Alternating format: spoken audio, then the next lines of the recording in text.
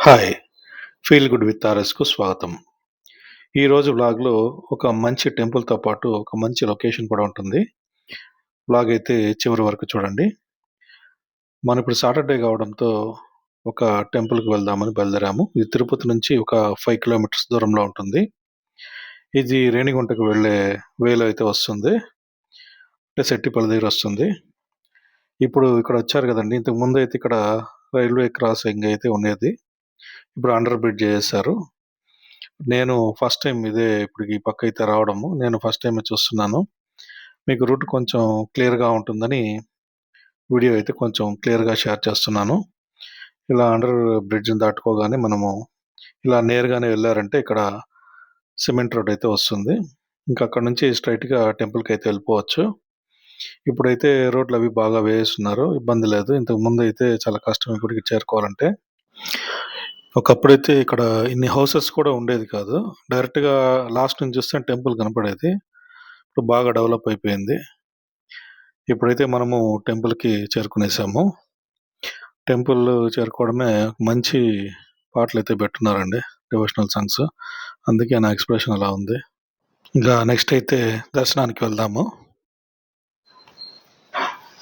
Hi అండి. ఇదైతే శ్రీదేవి భూదేవి సమేత శ్రీ కళ్యాణ వెంకటేశ్వర స్వామి ఆలయము. ఇది తిరుపతి నుంచి రేణిగుంట రోడ్డు మార్గంలో వస్తుంది ఈ గుడి. సెట్టిపల్లి దగ్గర వస్తుంది. చాలా బాగుంటుంది గుడి. ఈరోజైతే మనం ఈ గుడి గురించే దర్శనానికి వచ్చాము. ఇంకా మనము గుళ్ళోకి అయితే వెళ్దామండి. ఈ విధంగా గుళ్ళోకి ఎంటర్ అవ్వంగానే ప్రాంగణం అయితే ఈ విధంగా ఉంటుంది. ఈరోజు రద్దీగా ఏం లేదు గుడి. కొంచెం ఫ్రీగానే ఉంది. ఇంకా మనము మెయిన్ టెంపుల్‌లోకి కెమెరా నాట్ అలౌడ్ అని చెప్పారు. ఇంక మనము గుడి బయట నుంచే వీడియోస్ అయితే తీసుకోవాల్సి వస్తుంది. ఇంకా బయట నుంచే మనము వీడియోస్ అయితే తీసుకుంటాము. ఇంకా మీరు ఇప్పుడు చూస్తున్నది నేరుగా ఉండేది ఆలయము ప్రధానము గుడి అండి. ఇంకా దానికి అభిముఖంగా అంటే ఎదురుగా హనుమంతు ఆలయం ఉంది. ఇంకా మధ్యలో అయితే ధ్వజస్తంభము, బలిహరణ పీఠము ఇలా మామూలుగా గుళ్ళల్లో ఉండే విధంగానే ఏర్పాటు చేశారు. ఇక్కడ హారతి ఇచ్చేదానికి వీలుగా అన్నీ కూడా కర్పూరం అది వెలిగించుకోవడానికి వీలుగా ఉంచారు.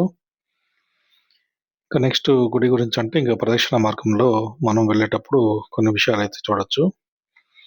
ఇక్కడేంటంటే నేరుగా ఫస్ట్ ప్రదక్షిణ స్టార్ట్ కాంగానే ఇక్కడ రూమ్స్ అయితే కొనున్నాయి. అంటే ఆఫీస్ రూమ్స్ లాగుంది. అంటే పోటు, ప్రసాదాల తయారీ అంతా ఇక్కడ చేసుకోవడానికి ఏర్పాటు చేసినట్టున్నారు. ఇంకా మనం ప్రదక్షిణ మార్గంగా వచ్చామంటే ఈ విధంగా అయితే ఉంటుంది. చాలా విశాలంగా ఉందండి. ఇంకోటేంటంటే ఇక్కడ చాలా రకాల చెట్లనైతే ఇక్కడ పెంచున్నారు. అంటే పండ్ల చెట్లు, పూల మొక్కలు, ఇంకా అరటి చెట్లు ఇట్లాంటివన్నీ అయితే చాలా బాగా మెయింటైన్ చేస్తున్నారు. ఇక్కడేంటంటే వైకుంఠ ఏకాదశికి ఏదన్నా డొనేట్ చేయదలుచుకుంటే చేయమని చేసుకోవచ్చని చెప్పారు. ఇంకా మేము అయితే డొనేట్ చేశాము. అది మీకు శ్వేత ఇక్కడ రిసిప్ట్ చూపిస్తాంది. డొనేషన్ ఏదైతే చేశామండి.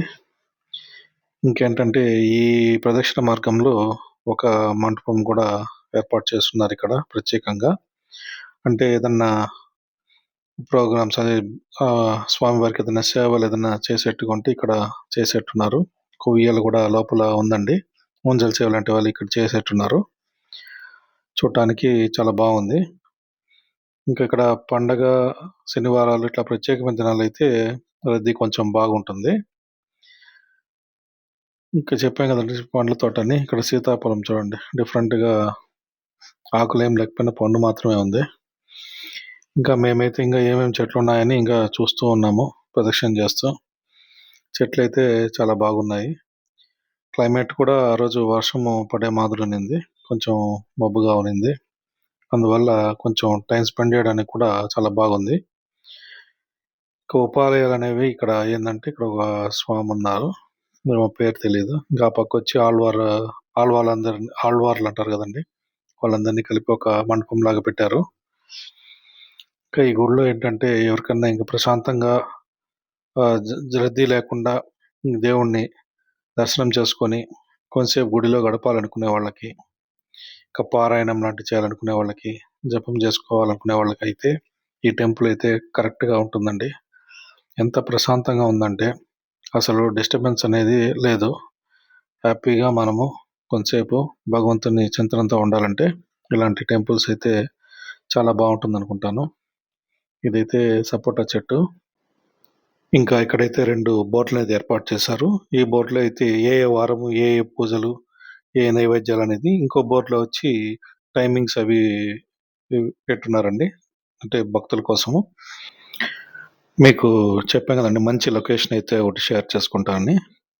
ఇక్కడ నుంచి చూడండి ఆ చెట్ల పైన కొంగలు ఎలా ఉన్నాయో గమనించారా? చాలా బాగున్నాయి.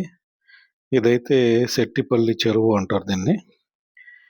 ఇక్కడ నుంచి వ్యూ సరిగా లేకపోవడంతో మేము ఇంకో పక్క వెళ్దామని ఇంకో పక్క రూట్‌లో ఎళ్తున్నాము. ఈ మధ్య సైక్లోన్ కారణంగా తిరుపతిలో అయితే వర్షాలు చాలా బాగా పడ్డాయి. ఒక 2-3 డేస్ అయితే మంచి రెయిన్ అయితే ఇక్కడ కురిసింది. ఇంకా దానికి సంబంధించి ఇంకా పూర్తిగా నీళ్ళైతే బాగా నిండిపోయింది దీనివల్ల. సరే ఇంగిక్కడికొచ్చేసరికి ఒక్కసారిగా వ్యూ అయితే సెటప్ అయితే ఇలా ఉంది. ఒక్కసారిగా చాలా ఆశ్చర్యంగా అయిందండి. ఇట్లాంటి వ్యూ అసలు ఇక్కడ ఉంటుందని అనుకోలేదు. ఒకసారి ఏదో కేరళ బ్యాక్ వాటర్స్ బోటింగ్ ఆ టైప్‌లో ఒక ఆలోచన అయితే వచ్చింది. ఇక్కడైతే పక్కనే ఫిషర్‌మెన్ వాళ్ళు గూడా ఉన్నారు. వాళ్ళు వాళ్ళదంట బోట్ అది. వాళ్ళిక్కడ చేపలు పడుతుంటారంట. సరే దాంట్లో ఏదన్నా కూర్చోవచ్చా? దాంట్లో స్పెండ్ చేయొచ్చా అంటే, చేసుకోవచ్చు కూర్చోమని చెప్పారు. ఇంకా హ్యాపీగా ఇంకా కూర్చొని కొంతసేపు బాగా ఎంజాయ్ చేశాము. ఇంకైతే బోటింగ్‌కి ఏదన్నా లేట్‌గా ఉంటే అడిగారు వాళ్ళు. మేమైతే ఇంగా కార్తీక్ కూడా లేదని చెప్పి ఇంకా నెక్స్ట్ టైమ్ ఎప్పుడన్నా ప్లాన్ చేస్తామని ఇంకా వెళ్ళలేదు. ఇంకా ఫిషర్‌మాన్ అయితే చాలా ఇన్ఫర్మేషన్ అయితే షేర్ చేసుకున్నారు. వాళ్ళు ఎక్కడో ఆంధ్ర సైడ్ నుంచి కోస్టల్ ఏరియా నుంచి వచ్చి ఇక్కడ చేపలు పడుతున్నారంట. ఇంకా వాళ్ళక్కడ ఏ టైమింగ్స్‌లో చేపలు పట్టేది, ఇట్లాంటి ఇన్ఫర్మేషన్ ఇట్లాంటివైతే చాలా షేర్ చేసుకున్నారు. అంటే మీరిప్పుడు ఇక్కడ ఎన్ని కొంతసేపయితే రోజులు ఉంటారండి? చాలా బాగా ఉన్నింది. అంటే కొన్ని రోజులేనా? ఏం చేపలు పడతాయి బిడ? ఈ చేపలు ఏ రకం? బంగారు తీగ. కాస్ట్లీనా అవే? తీసుకో నా దాంట్లో షార్ట్ పెట్టుకుంటా. వస్తారా ఇక్కడ జనాలు వస్తున్నారా? నేను అడిగేది ఇప్పుడు ఎవరైనా వస్తే అట్లా తీసుకెళ్ళలేదు.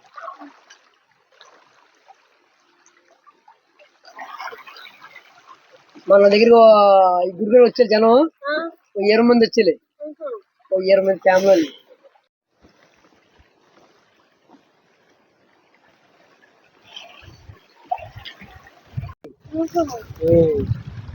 కొంగ 1 కేజీ తినేస్తుందా? అంటే మీకు అది లాస్ కదా? అదే మనం లాస్ అండి, మనకేమి చెప్తాం. గవర్నమెంట్ మన పర్మిషన్ ఉన్నదండి. చేపలు ఉంటాయి అయితే. మీరు రోజు తెల్లవారు వెళ్ళి పట్టుకొని రాత్రి 3 గంటలు తీతామండి. నైట్ 3 గంటలు తీతాం. అవునా? 3 గంటలు దిగేసి పెట్టుకో చేప. పోటే బారా నిలబడి పైకి నిలబడి. బాయ్. Very good. చూశారు కదండీ! కొన్నిసార్లు అయితే మనము ఎక్స్‌పెక్ట్ చేసి ఎంజాయ్ చేద్దామని వెళ్తాము. కానీ అన్‌ఎక్స్‌పెక్టెడ్‌గా మనకు ఈ విధంగా ఉన్నప్పుడు చాలా ఎక్సైట్‌మెంట్‌గా ఉంటుంది. ఈ వ్లాగ్ ఇంతేనండి. నెక్స్ట్ వ్లాగ్‌లో మళ్ళీ కలుద్దాం. బాయ్.